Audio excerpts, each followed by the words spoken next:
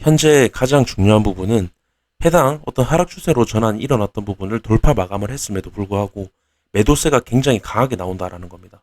이때도 마찬가지로 매수세가 돌파를 했으면 매수세가 강하게 나야 되는 부분에서 누르는 움직임이 나왔다. 매도세가 강하게 나왔다고 말씀드렸습니다. 지금도 마찬가지라고 말씀드리면서 이것도 힙소로 보는 가장 큰 이유 중에 하나라고 말씀을 드립니다. 그래서 이번 영상에서 추가적으로 더 말씀드릴 건 비트코인이 이렇게 상승을 만들어냈음에도 불구하고 리플은 따라가지 못했다라는 겁니다. 지금 분명 추세 전환을 일어났던 부분에 대한 상승에 대한 부분이 만들어졌기 때문에 추가적으로 가야 하는 움직임이 나와야 되는데 지금 이때와 마찬가지로 매도세가 강하게 나오고 있다는 따라가지 못한 형태가 나오고 있다는 겁니다. 이 부분도 아까 방금 말씀드렸듯이 힙소의 가장 큰 이유 중 하나라고 말씀을 드릴 수가 있겠습니다. 리플 분석 시작하겠습니다. 네, 일단 리플 어제 호재로 인해서 상승이 만들어진 이후에 추가적인 상승 그리고 다시 저항받으면서 0.9% 지금 금일 하락이 나오고 있는 상황인데요. 일단 제 관점은 이 하락 추세로의 전환이 일어났던 이 상승에 대한 부분 결국에 넘어서서 마감을 하긴 했지만 제 관점은 다시 밑으로 빠지면서 상승 속임수 이때와 마찬가지로 상승 속임수로 끝날 거다. 그래서 추가적으로 0.4, 0.23까지 빠지는 하락세. 이러한 상승 힙소들이 나오면 추가적으로 강한 하락이 나온다고 말씀을 좀 드리고 싶습니다.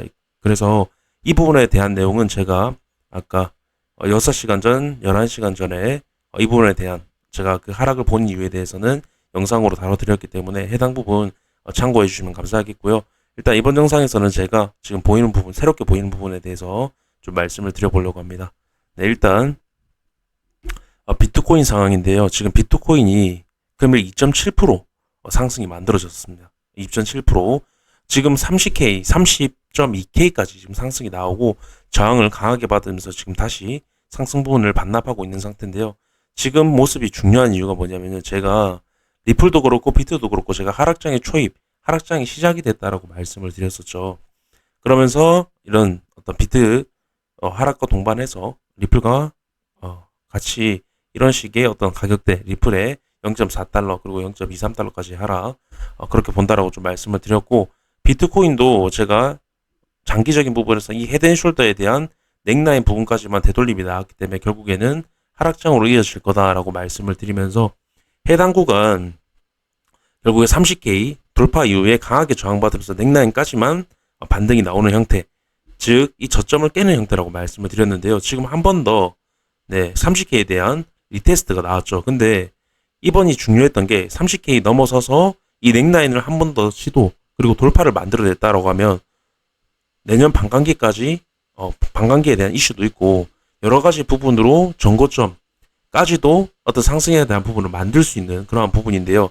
지금 결국에는 일단 일봉상에서의 상승 추세 이탈도 이미 나왔었고 해당 밑에서 30K에서 강한 저항받으면서 지금 하락이 나오고 있다라는 겁니다. 그래서 결국에는 리테스트 과정일 뿐이지 어떤 상승장과 하락장을 결정짓는 이미 하락장으로 저는 본다라고 말씀을 드렸고 그 부분에 영향, 이변을 주지 못했다라는 겁니다. 그 부분이 지금 가장 중요합니다. 그렇다는 건 다시 리플로 돌아가세요. 리플로 돌아가서 제가 비트 하락과 동반을 해서 리플도 차트적인 부분에서 이러한 가격대까지 하락이 형성이 되어 있다고 말씀을 드렸는데요. 그렇게 되면 일단 중단기, 중장기가 저렇게 되어 있다라는 건 그럼 단기적인 부분도 유출을 할 수 있다라는 겁니다. 유출을 해볼 수 있다라는 부분이 어떤 부분이냐면요.